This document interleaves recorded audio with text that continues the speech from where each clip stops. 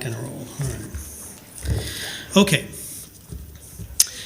Several years ago, my wife and I were staying at an inn in the mountains when I'm in Kentucky, and when I come to South Carolina or somewhere in this region, I always take this road across the mountains. I avoid the 75 like the plague. Every time I go, there's road construction. And I avoid the 40 because you go over those mountains with those switchbacks into the tunnels, and there's these big semis racing through there. So I take the scenic route. And it's not even maybe 5 minutes longer, actually, if you come across the mountains that way. And there's this little town we stay in, Hot Springs, North Carolina. It's a little hiker rafting town. It's very cool. And so we were staying at the Iron Horse Inn. It's this old town with these old buildings, and they've refurbished. There's the Iron Horse Tavern downstairs and the Iron Horse Inn upstairs with these cool little rooms. And so we were staying there, and we woke up one morning, and she opens the blinds on the window, and she says, "Oh, a tractor." There was a parking lot with some cabins next to us, and the tractor was parked there. And for some reason, which was unclear to me, she had found this astonishing. So on hearing the remark, I must have made a subconscious mental note to find out exactly what was so remarkable about a tractor sitting in a parking lot. But I was too groggy at that point to ask it. So a few moments later, she giggles and explains how babysitting our 1.5-year-old grandson several times a week had affected her way of looking at the world. When the weekly trash truck comes, she explained, they stand at the window. And Soren, that's the kind of name you get when your father and your grandfather were both philosophy majors. Okay? And Soren watches in rapt attention, and my wife with him. And little do the gardeners know that their every mowing and blowing movement outside their apartment at that time was the object of so much scrutiny and reflection. When Soren and I see something like that, she said, we get pretty excited about it. There's a way a child looks at the world that is different from the way an adult looks at it. And there is a way people in older cultures looked at things that is different from our own. And for this reason, I think modern adults are at a double disadvantage. They are several steps removed from their own childhood, and even several more steps removed from the childhood of humanity. Both a child and a primitive tribesman would be astonished at a tractor. I don't know exactly what W.B. Yeats meant when, in his poem, The Second Coming, he laments the loss of what he calls the ceremony of innocence. It's an interesting linguistic formulation. Things fall apart, the center cannot hold, mere anarchy is loosed upon the world, the blood-dimmed tide is loosed, and everywhere the ceremony of innocence is drowned. The best lack all conviction, while the worst are full of passionate intensity. Again, I don't know what he meant to mean by this expression, but I've always imagined that it meant something like what Chesterton refers to when he talks about the flag of the world, a sort of loyalty to existence, the tendency to love the world, as he puts it, with a transcendental tie and no earthly reason. He calls it a primary and supernatural loyalty to things. I think Yeats and Chesterton, too, would be astonished at a tractor. My wife attributed her own sense of this to our grandson, but really I think it came from something more particular she did with my grandson, which was to read to him. I spent a lot of time writing and speaking on education issues, and I frequently have occasion to extol the virtues of children's literature. In my opinion, it's one of the most important ways of introducing children to the wonder of reality. It brings a sort of enchantment into their everyday lives. And of course, a very young child does not recognize the distinction like we do, between reality and magic. To a child, everything seems fantastic. When we were very young, said G.K. Chesterton, we did not need fairy tales. We only needed tales. Mere life is interesting enough. A child of 7 is excited by being told that Tommy opened a door and saw a dragon. But a child of 3 is excited by being told that Tommy opened a door. Chesterton called this the ancient instinct of astonishment. It's something we who live in this disenchanted modern world, the world in which we have explained all things by breaking them down into their smallest pieces, have lost. What is it about children's literature that brings back this primitive insight into reality? I think there's several ways in which children's literature, children's poetry and prose, help to reawaken the wonder of the world. The first is through a sort of juxtaposition of the contents of our experience in such a way, in such a new way, that the familiar becomes unfamiliar, so that we can see it again as if it's new. I don't remember the time or the day I first heard it. I have no recollection of the person who read it to me or the place in which it was read. I assume it to have been my mother, but I don't know that. It's one of the many things whose mental origins are lost in my increasingly primordial past. But there it is, as clear and plain as the day I first heard it. Hey diddle diddle, the cat and the fiddle. The cow jumped over the moon. The little dog laughed to see such sport, and the dish ran away with the spoon. It's of no possible use to me, and presumably was not read because it was. But I learned it before I could know what it meant, and I will remember it until the day I die. Certainly, I've learned many other things on the long road of life that would seem to be far more important and useful, and yet I can't remember any of them half so well. Of what possible purpose could it serve? Does it convey any real information? Is there anything a child could conceivably gain from chanting it, or an adult from having chanted it when a child? Looking at it now, I'm not even sure what it means or why anyone would have thought it up in the first place. Hey diddle diddle, 3 blind mice, green eggs and ham. They all have that same mystical character of things that cannot be explained. Yet we never question the values of these things. We simply pass them along from one generation to the next unthinking. If we consider much of the traditional literature of childhood, we see the same character everywhere, that of seeming senselessness. In fact, we have a name for the entire subspecies of children's literature in which this characteristic is the most pronounced.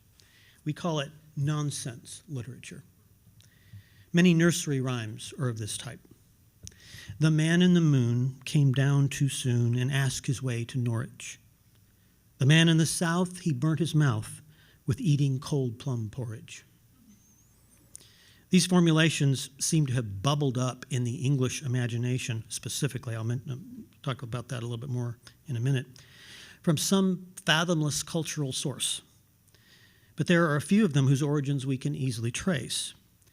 There's a documented history of their production. We know that Tom Thumb was the first proper children's story. We know that the origin of Mother Goose as the patron saint of this literature was probably the work of Oliver Goldsmith, who in the late 18th century wrote a book called Mother Goose's Melody. And we know that it was John Newbery, he whose name now graces the most prestigious award for children's literature, who published it. But the authorship of most nursery rhymes is unknown, except for the obvious fact that many of them were likely conceived by those who cared for children. In other words, nursery rhymes are likely the creation of nurses. But those are mere facts, and they tell us little of the nature of these creations. Of those whose works of nonsense whose authors we know, there are a few prominent names. The greatest and best known practitioner of nonsense was Edward Lear. There was an old man with a beard who said, "It is just as I feared. 2 owls and a hen, 4 larks and a wren have all built their nests in my beard." Lear was the master of the humorous limerick, but wrote longer poems as well. The Owl and the Pussycat, The Pobble Who Has No Toes, The Pelican Chorus, The Quangle Wangle's Hat, and of course, The Jumblies. Lear had a number of gifts that lent themselves perfectly to the art of nonsense, which is the art of creating something new out of a discombobulated reality. He could name a non-existent thing so perfectly as to seemingly call it into existence. Who or what the Jumblies actually are, for example, he never says. We have only this inadequate description. Far and few are the lands where the Jumblies live. Their heads are green and their hands are blue, and they went to sea in a sieve. As far as morphologies go, that's not much to work with. And yet, from it, we can see the Jumblies as clearly as anything that exists in the world. That such fantastic realities could be conjured may say something about the unique powers of our language. But whatever these powers are, Lear was their master. Pussy said to the owl, "You elegant fowl, how charmingly sweet you sing. Oh, let us be married.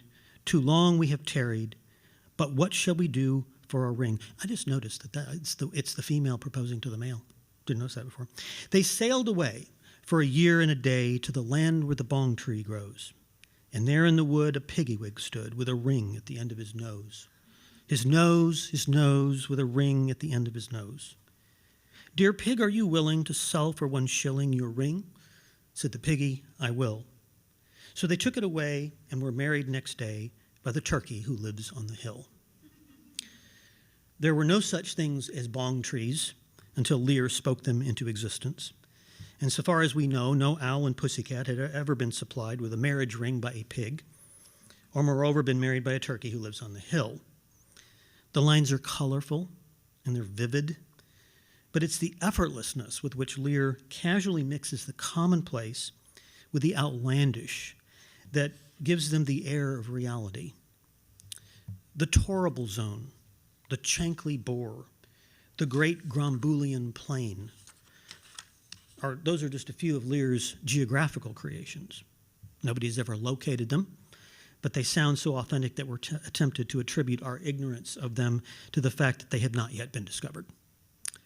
Neither has anyone ever heard of a runcible spoon, but whether it exists or not, Lear convinces us somehow that it is the perfect utensil for the eating of mince and slices of quince.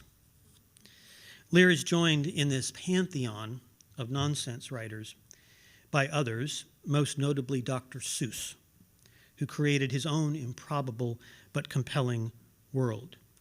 You can buy his books, except for a few now that are no longer available. That should be criminal, sorry.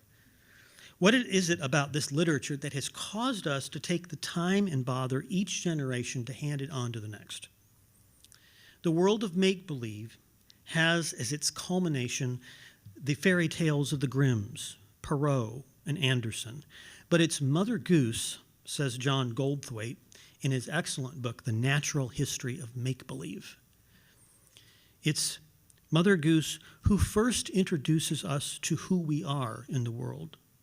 Our infant imaginations are jollied awake as she translates the toes on our feet into pigs going to market, sends a cow over the moon, and tucks the world's biggest family into bed in a shoe. The extravagance of this literature makes us continually see the world as if it were new. Goldthwaite again. The mind is stubborn in its need for order. Upset its expectations with a spiel of gibberish, and like a turtle looking to right itself, it will seek the stability of meaning every time. Nonsense may be defined more accurately as a flirtation with disorder. a turning upside down of the world for the pleasure of seeing it come right side up again. The second thing that this literature does, I think, is to reformalize the mundane, to ceremonialize the commonplace. In language, we do this through poetry and song. In his book, Chance or the Dance, a book which I go back to again and again, Thomas Howard argues that it's through the disposing of our experience ritually that we confer meaning and significance to things. It is, in a word, he said, a matter of form and content, of taking the plain stuff of experience, content, and organizing it ritually, forming it. The inclination, that is, to get some sort of detachment from experience so that we can grasp it and articulate it, and not just undergo it. It's the signal of our awareness that things are worth something, that they are significant. We seek a heightened consciousness of experience via form. We move through our experience like figures in a solemn dance. For we are such creatures who hanker for significance, and we suspect that significance emerges only and always from the union of form and content.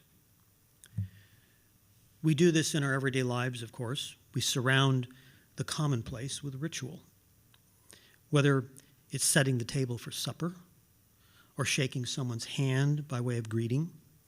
In fact, we smother the most important events of our lives in formality. Weddings and funerals are the most obvious cases of this. To ceremonialize these things is to give them shape and significance, to acknowledge that they are not just random events, but that they have meaning. Poetry, says Howard, is an attempt to do this in language. The poet takes the raw matter, an event, an idea, an observation, an emotion, and shapes that content by means of painstaking articulation. But then immediately you have a new thing, a poem, in which form and content are inseparable, indeed indistinguishable, in that the poem is not a mere speaking about this, the content, and that's in that special way, the form. Rather, it is the formed matter, or the matter formed, and hence it's a new and distinct thing. It was J.R.R. Tolkien, himself no mean writer of children's literature, who conferred upon man the title of subcreator. As creatures created in the image and likeness of God, our natures yearn to create. But since we cannot, as is God's sole privilege, really bring something from nothing, we're left with merely bringing something from something. It's the quintessence of true art that it looks as if it had been conjured from nothing. But how does God create? According to the first sentences of Genesis, he does it by giving form to chaos. That's what the first passages in Genesis say. This is certainly the character of nonsense verse in nursery rhymes. They take a seeming chaos of facts and put them together in a new way that's hard to imagine anyone could have thought of through the magic of poetry. But this is also the case with many other kinds of nursery rhymes that are not nonsense verse. 1 foot up, 1 foot down, that's the way to London town. Here we have not nonsense, but something very sensible, walking to London. Here there are no odd juxtapositions, only a very mundane event made magical by simply putting it into verse. Jack and Jill went up the hill to fetch a pail of water. Jack fell down and broke his crown, and Jill came tumbling after. Why is that interesting? There's nothing particularly notable in the content of these verses. Certainly there doesn't seem to be anything magical about a boy fetching water and falling down and hitting his head and his sister tumbling after him. If we were to rephrase them in mere prose, as I just did, they would lose all of their appeal. But somehow, through the formalizing of them and putting them into verse or song, they're informed with this kind of literary magic. Little Miss Muffet sat on a tuffet, eating her curds and whey. Along came a spider who sat down beside her and frightened Miss Muffet away. This is not a ground-shaking event in the history of the world, and yet it is. By casting these events into verse, we bring them alive. The formalizing of otherwise mundane events through the imposition of form on content somehow confers on them meaning and significance. Poetry is made up of musical words.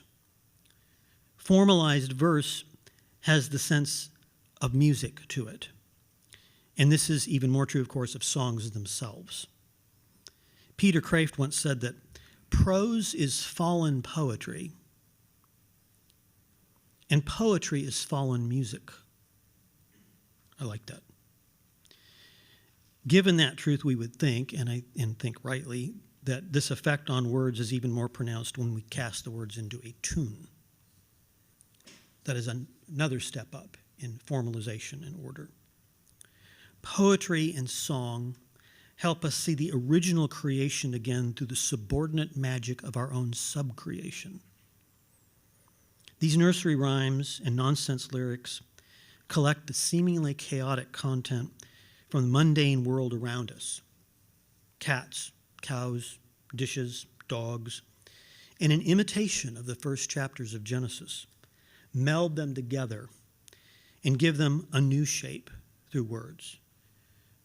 And not just any words, but the musical words of poetry.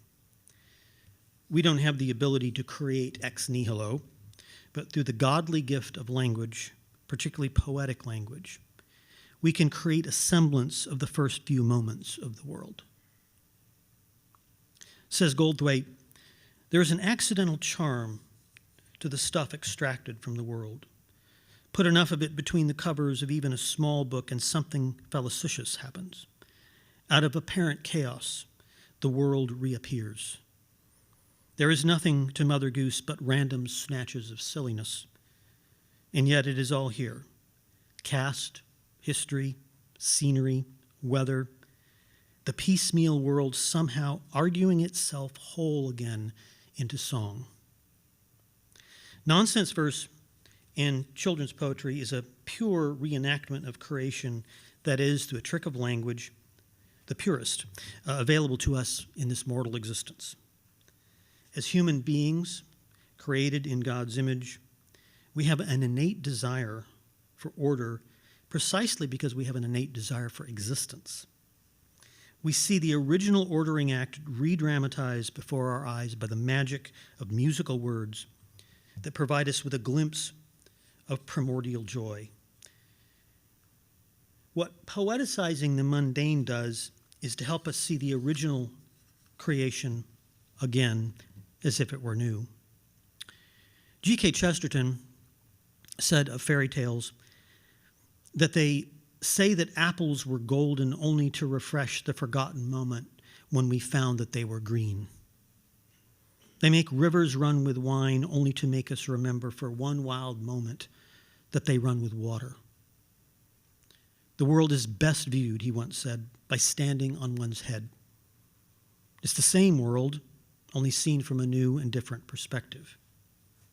He argues that nonsense verse and fairy tales clear away the existential debris of life that obscures our view of the actual wonder of reality by taking the ordinary things of the world and casting them into new juxtapositions that are no less strictly logical and ordinary than things as they are, but we see the real magic in the things that we become blind to through familiarity. And there's one more thing. Not only nonsense verse and nursery rhymes, but all imaginative literature works on us in this way. Imagination, says Howard, the faculty by which we organize the content of our experience into some form and thus apprehend it as significant, Put another way, it's what makes us refuse to accept experience as mere random clutter and makes us try without ceasing to shape the experience so that we can manage it. We cannot live with the idea of mere randomness. All of us, besides merely passing through an experience, thirst, love, exhaustion, want to be able to say something about that experience. For if we can just get something said about it, we can get a kind of detachment from it and can savor it in the case of a pleasant experience like love, or battle it, pain, say, or thirst. The intellect is the organ of reason, said C.S. Lewis, and imagination the organ of meaning. We talk a lot about truth, but we don't talk a lot about meaning. The imagination, says Howard, handles things not by boring into them, but by casting about for correspondences from other regions of experience. We help to confer meaning on something by saying it is like something else. A king is like a lion, a furrowed brow like a thunderbolt. I live in the South, and in the South, metaphors are everything. You're not just fine, you're fine as frog hair split 4 ways. You're not just slow, you're slower than molasses going uphill in winter. You're not just small, you're knee-high to a grasshopper. If we really want to drive home the meaning of something, we go searching for some corresponding like thing or circumstance, which is we use analogy, which is the process of finding a thing or circumstance that is similar to the one we are trying to describe, so that our listener will not just know what we are saying, but will see what we're saying. The development of our children's imaginations and the development of our own is of utmost importance in ensuring that we and our children are able to see the romance of reality in what would otherwise appear to those of us with stunted imaginations as the mundane and the commonplace. Every work of make-believe, says Goldthwait, bears the same implicit message. Its miracles may be mysterious, like George MacDonald's. They may be tricks for fun, like Helen Bannerman's. But they all announce to a credulous audience that the world is possessed of a quality that is beyond empirical knowing.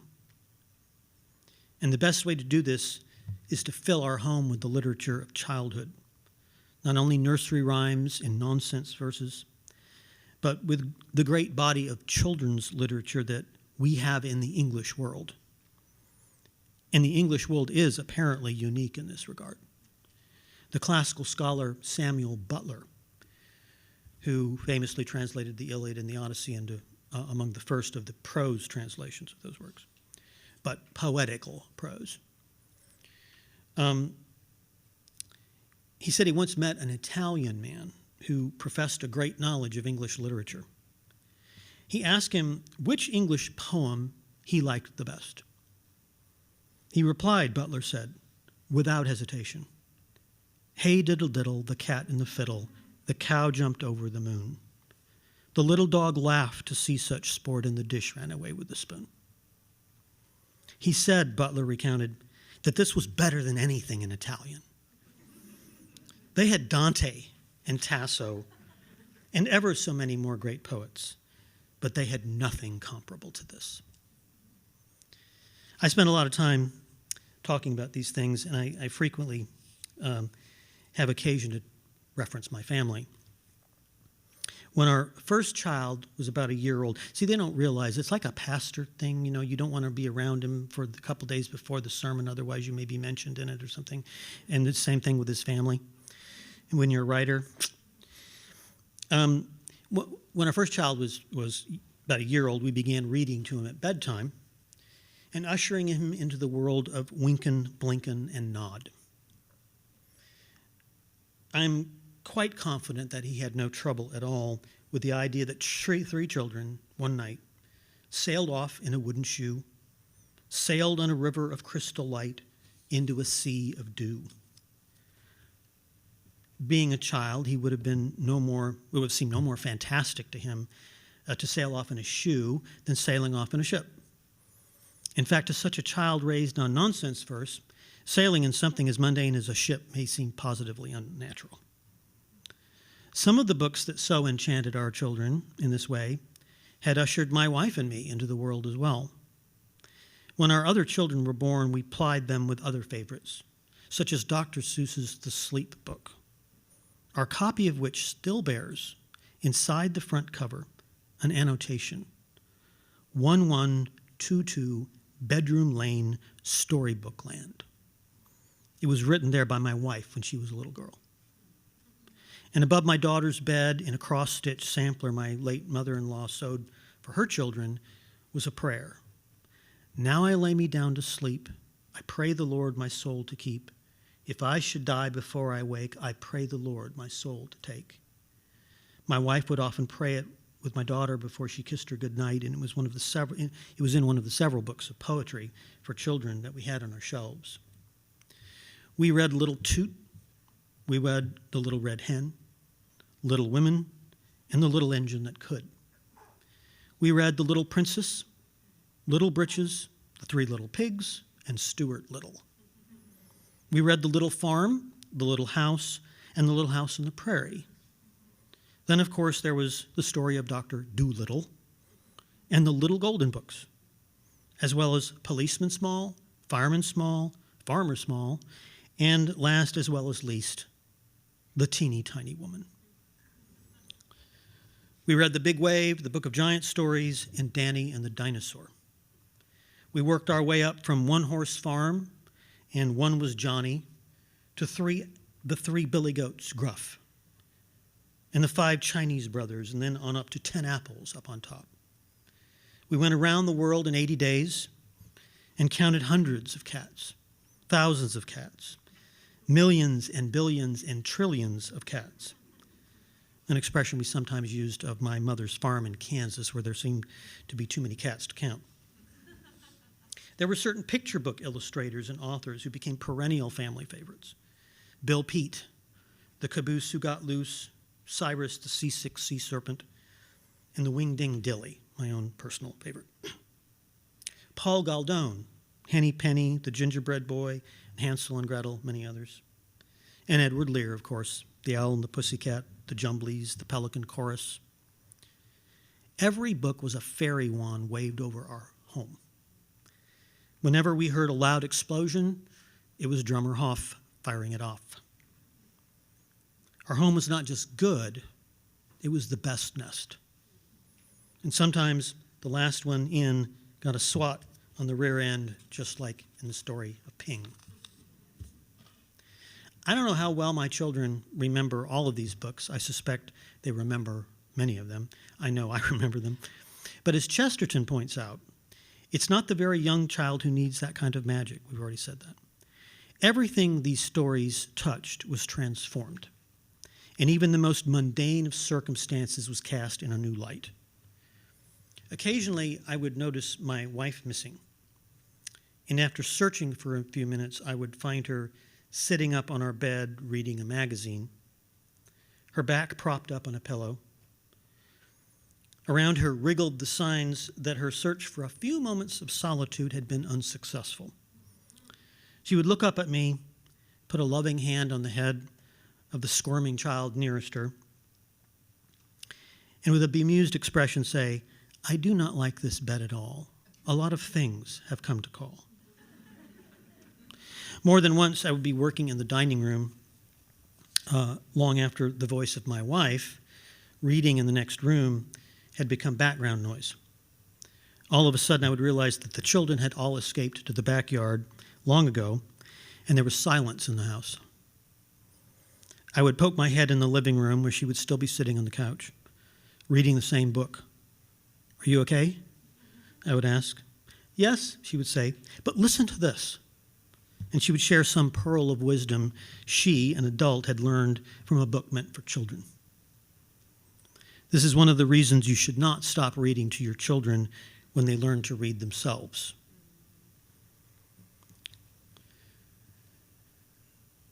After dinner, even when our children had mostly left home, except for our last one. We had 4 children. And I read to him till he was out of the home, 17, 18 years old. And I would say, okay, we're going to read Farmer Boy. He said, I don't want to read Farmer Boy. That's a book for kids. I don't want. I said, chapter 1.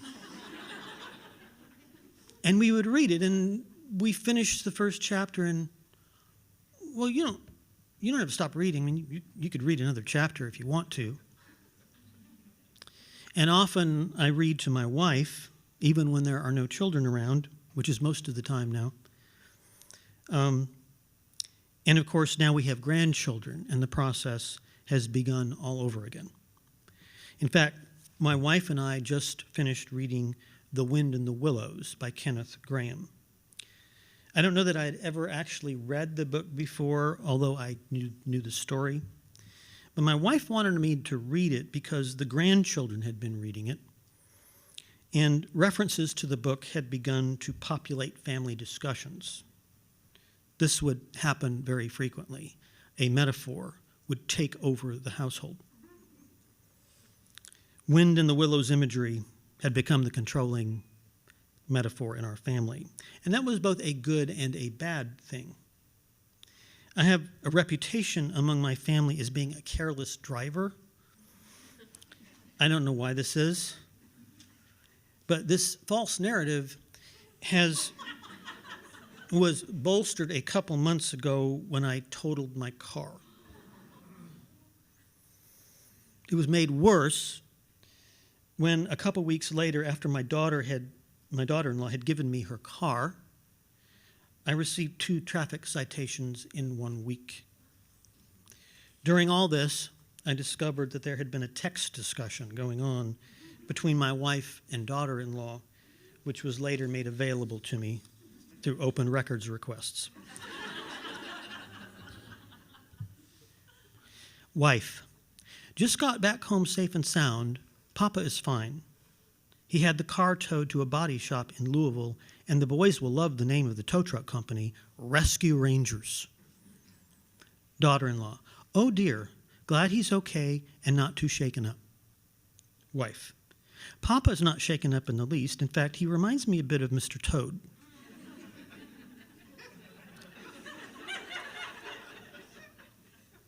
Wife, later, hello again.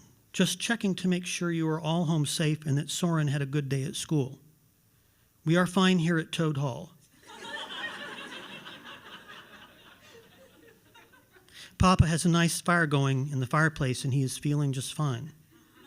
Completely recovered from the adventure of the day. Daughter-in-law, we are fine here in Ratty's Hole. Soren had a good day at school but is worried about Papa's car. I think once winter is over, because no sensible animal does anything in the winter, we will have to take Toad in hand.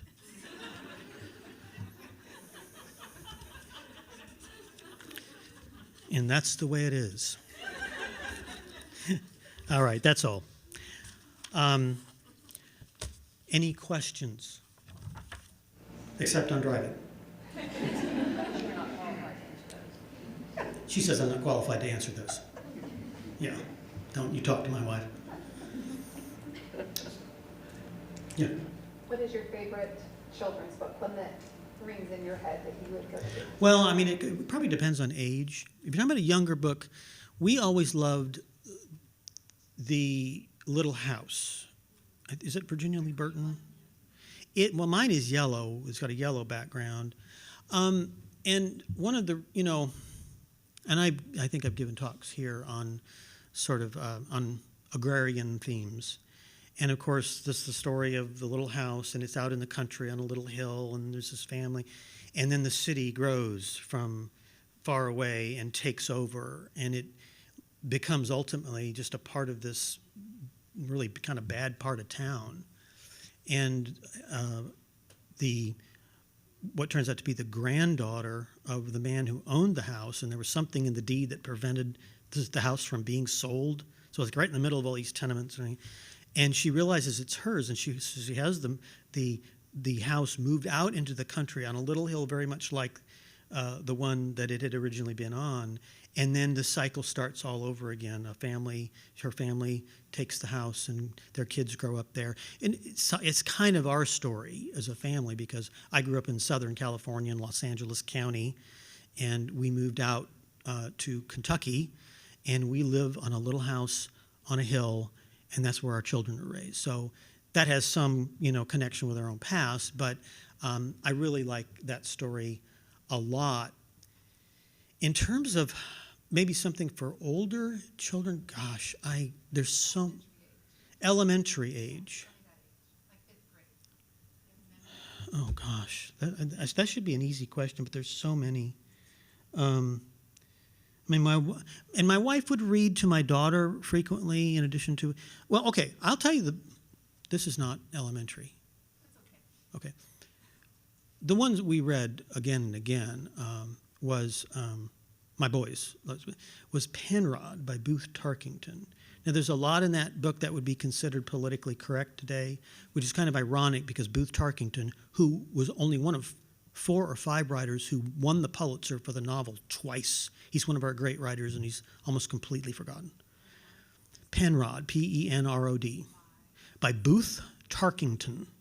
Booth Tarkington, who wrote The Magnificent Ambersons, which won the Pulitzer, was also made into the Academy Award-winning movie that year. Fred Astaire Fred Astaire, not Fred Astaire, Fred McMurray. Fred McMurray. Oh, no, I'm thinking of a different one. I can't remember the actors in it, but that was all Academy Award-winning movie. And Alice Adams, which also won the Pulitzer, which was also made into a movie, which I think is Katharine Hepburn's best performance. Alice Adams. We watched the movie, and after watching the movie, my wife wanted to read the book. It was just really a stunning movie. But he wrote these several books for young adults. They used to be on all the young adult lists, but not anymore. I think Penrod is the funniest book I've ever read. I mean, funnier than P.G. Wodehouse.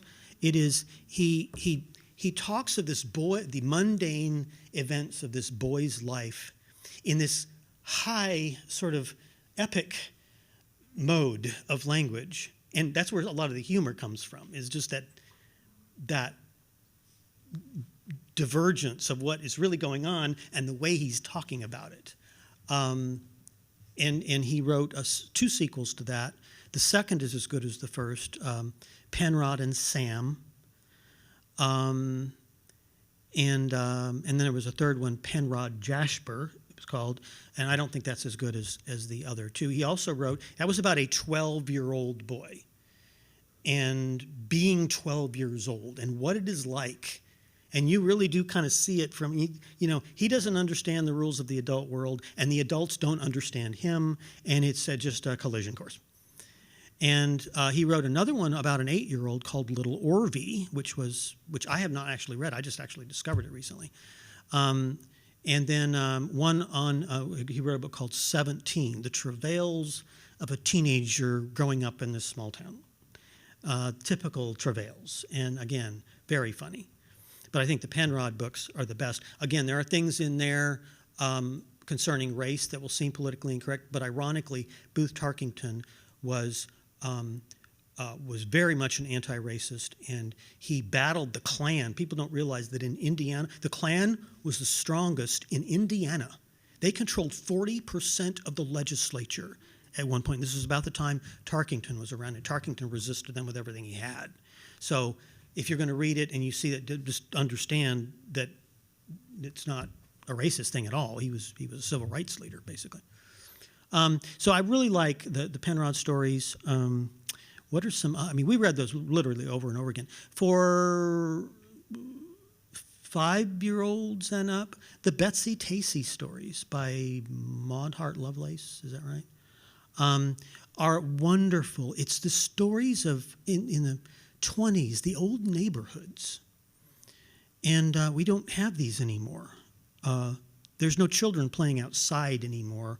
I discovered increasingly over the last, I just drove out to Kansas from Kentucky. It's a ghost town. It's a ghost town. This is the old neighborhoods, and there's no technology. And it's just what happens with these three girls. And there's a whole bunch of those stories, and they're all very good, particularly the first few. So that's just a few. Yeah. Yes. You mentioned nonsense words, and I remember when my son was 3, he used to come up with all these crazy ideas just to persuade his mother and I to play with him just constantly. And one time she was cooking in the kitchen, and he came in and put out some crazy idea of something she should do with him. And she said, "Well, that's tempting, bud." And before she could finish her sentence, he said, "What's a tempting, bud?" And, without missing a beat, I looked up from my book and I said, "Your mother's." Major brownie points for me. But we laugh all the time about how our children hear words every day for the first time in their lives. And the younger they are, the more likely that is. And I just wonder, what is it about Mother Goose and nursery rhymes that make it so that these words, hearing them in that context for the first time, make it so that they can hear the poetry when they're in high school, even though they don't remember the rhymes? What is it that sticks with them that makes them be able to hear it in Homer when they first heard it in Mother Goose? What is that? I don't know, but my second son is not he was my least academic child. He was an athlete. He just tactile, loved being outside, playing in the creek. That's just always the way he was. He was a soccer player. I told my wife one day, if they ever have to open up his head, they're going to find a soccer ball in there. But he's the one who is the most fascinated by wordplay, which is why when they got older, by the time the oldest were in upper high school, we were reading much more advanced books at the dinner table. I mentioned P.G. Wodehouse in particular. The wordplay in the Jeeves and Wooster stories is really amazing. And just the way things are said, what is said, he loved that, even though he was not really an academic child. Like the scene where Bertie, Jeeves has just showed up, and Bertie's straightening his tie in the mirror, and he's just grown a mustache, and Jeeves hasn't been around for a while. And so he knows, because Jeeves normally doesn't like anything that's, new or out of the ordinary. So he walks in, and Jeeves is standing there, and Jeeves, you can see just barely a trace of disgust on his face at this mustache. He said, "Well, Jeeves, out with it. What do you think of my mustache?" And Jeeves says, "Sir, I thought perhaps that a caterpillar had lost its bearings."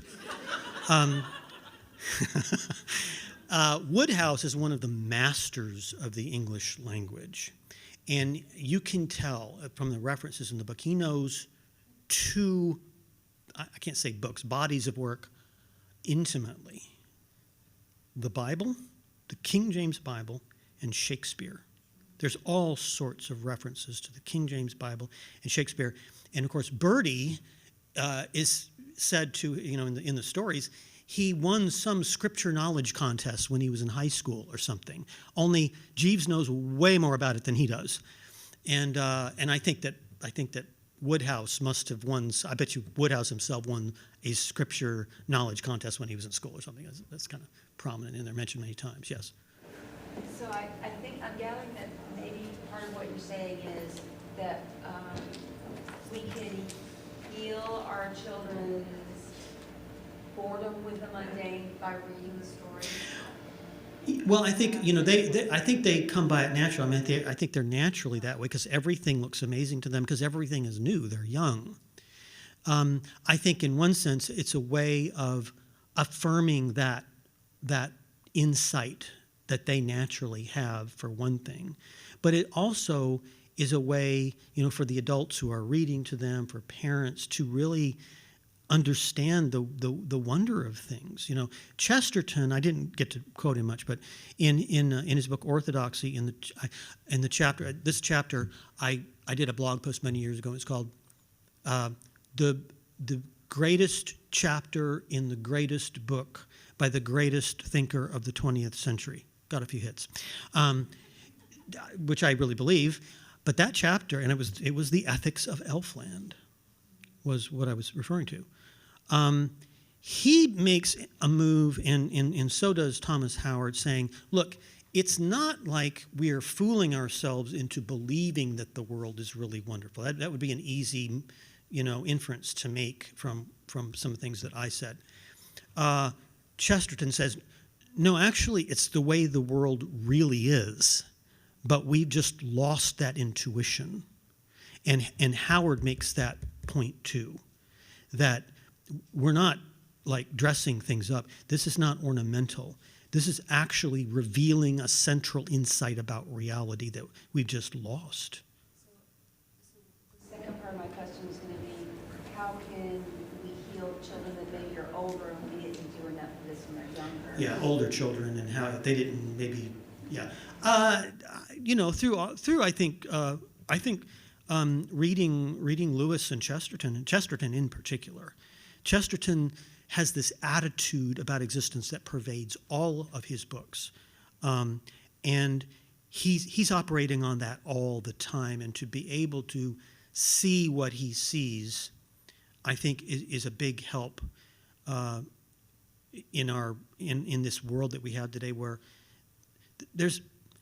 the world is much more mundane than it ever has been. I mean, if you look at the things we do, it used to be that at least people did more poetic things, right? There was chivalry, and there was, you go back and there was, read a Western novel or something, and there's sort of epic things that are happening, and now everything has been disenchanted. And so I think we adults need these things more than ever. And I think really, my wife and I read to her a lot after dinner. And, I mentioned The Wind in the Willows. It doesn't matter if you're an adult or a child. That is an amazing book. It's about friendship, and it's about a lot of things. So I think adults need to read a little children's literature, maybe the more advanced stuff. But now as grandparents, we're reading all those old books again to my children, and some of them are just, I'm struck again by what amazing literature this is. So I think, reading authors like Chesterton, but also just reading some of the more advanced stories supposedly for children. You can't come away from reading Charlotte's Web or Trumpet of the Swan or any of those kinds of books and not think, there's something amazing about this. And reading really old literature in general, I'm slowly working on a book on boys' adventure fiction, and the first chapter's on the Western. We don't read Westerns anymore. We don't see Western movies anymore. We don't see Western television shows anymore. When I was growing up, Westerns dominated everything. Half the series on television were Westerns. There's something epic about those stories. And, I've been lamenting that there's been no one great Western novel. Shane maybe would be the sort of de facto choice. But I'm coming around to the idea that, and it's not a book, it's sort of a cycle, but Louis L'Amour's Sackett series. That tells the story of this, and I know that a lot of people turn their noses up. I think he suffers from the fact that he didn't write one great masterpiece, just like Chesterton is said to suffer from that. He wrote all his books were incredible, so there's no one. So he kind of suffered. I think Louis L'Amour, 200 books. They look like Pulp Fiction. They look like they're not. I mean, some of them probably have that character, but a lot of his books, he's just a good writer. And so, Westerns and there's all sorts of other genres. I mean, stories about pirates and stories about knights and dog stories, particularly for boys. I mean, there's there's a whole literature out there of childhood that nobody pays any attention to anymore. Now they're being published. You can get them for nothing as a Kindle book because people aren't buying them, and it's not making any money for anybody. But they're there. And then, high adventure, which is what my book sort of culminates with, H. Rider Haggard, Morning Star of Amun, Nada the Lily, Montezuma's Daughter. These are amazing books. C.S. Forester, the Horatio Hornblower series. My gosh. The greatest evocation of good leadership ever written. Nobody's written this book. I want to write this book called WWHD. What would Horatio do? And it really, the lessons of leadership in those books that are embodied, they're not just explained to you like a lot of these self-help book type things. These are embodied in the actions of the characters. Sir Walter Scott, the great defender of Christendom in fiction. He was doing what Edmund Burke was doing in novels. And I'm sorry, Ivanhoe, The Talisman, those are incredible books. And it'll help us to see what our civilization is again. Raphael Sabatini, who's writing in his 6th language, and they're masterpieces. The Black Swan, Captain Blood, pirate stories. Got to have pirate stories. So, if your boy starts wearing an eye patch and, bearing a sword around this. Yes. For parents, in regards to fairy tales or fantastic nonsensical type stories, what would you say to the parent who says, I don't lie to my kids? So we don't read any fiction at all? Okay, I was thinking more so the nonsensical type. Oh, well, no, but the same criteria would capture basically any fictional story. And there has been movements among us that say that, and I just don't understand why we would want to starve our children's imaginations, because that's what it's doing. We telling stories, and this is what we do as human beings. What did Jesus do? The parables. Are the parables all true? I don't think so, and I don't think they were meant to be received that way. They're stories.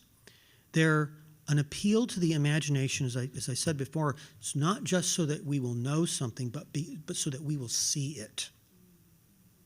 Only a story really can do that well. So I think that's very misguided.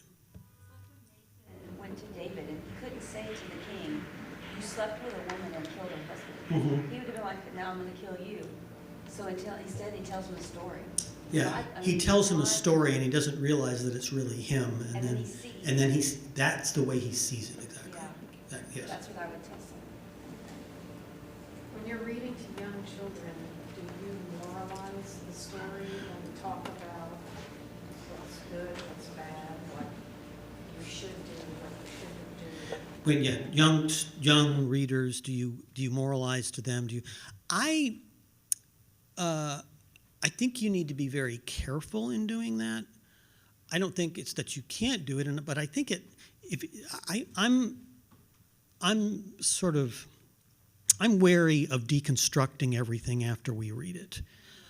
Yeah, I would rather that it speak to them implicitly, and that because we think that in terms of teaching morality, what we have to do is tell them in these rationalistic terms what's right and what's wrong.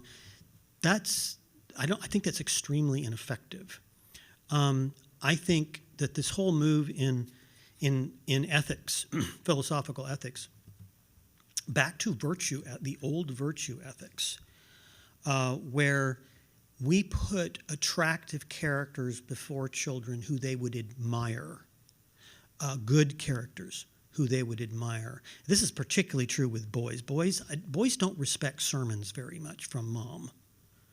Okay, but you put You put a strong male figure in front of them who does the right thing and sacrifices himself in doing it, and they will follow that person to the ends of the earth.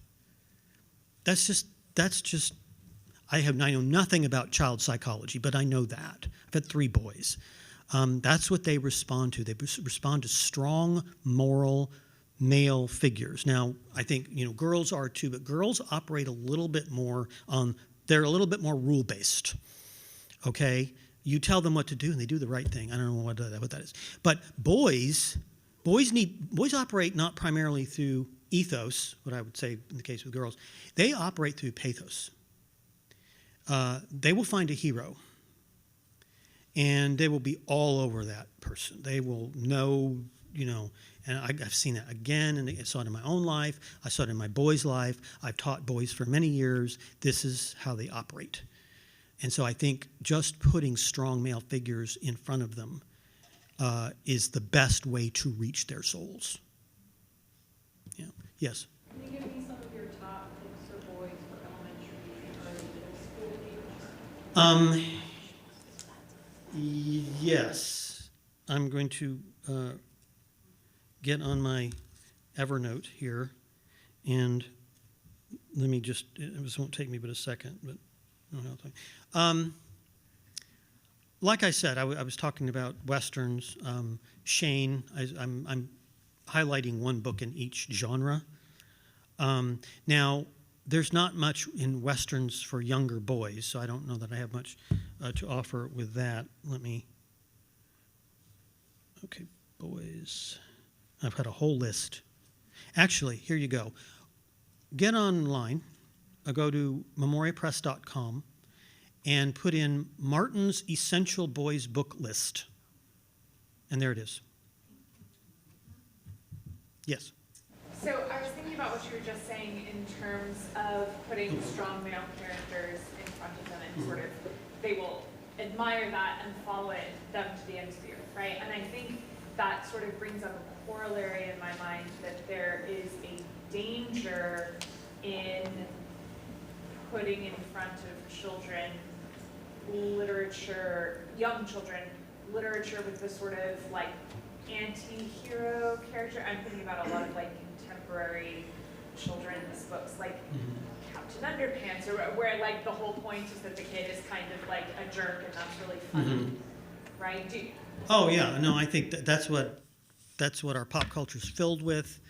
I think it's in a sense destructive, and they're going to see some of that stuff anyway. That's why I think my children were covered up in books. My grandchildren are covered up in books.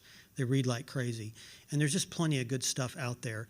A lot of it you can buy used if you can't buy it new, and you buy it used, you can buy it cheap. I don't know if you have half-price books down here, but we built a whole children's library from half-price books, and they were given the best of the best, and they could go looking for something else, but their natural inclination after being raised on that stuff was to look for that kind of stuff. So, yeah. Okay. All right, we're out of time. I'll be hanging around, so you can ask me more questions. Thank you.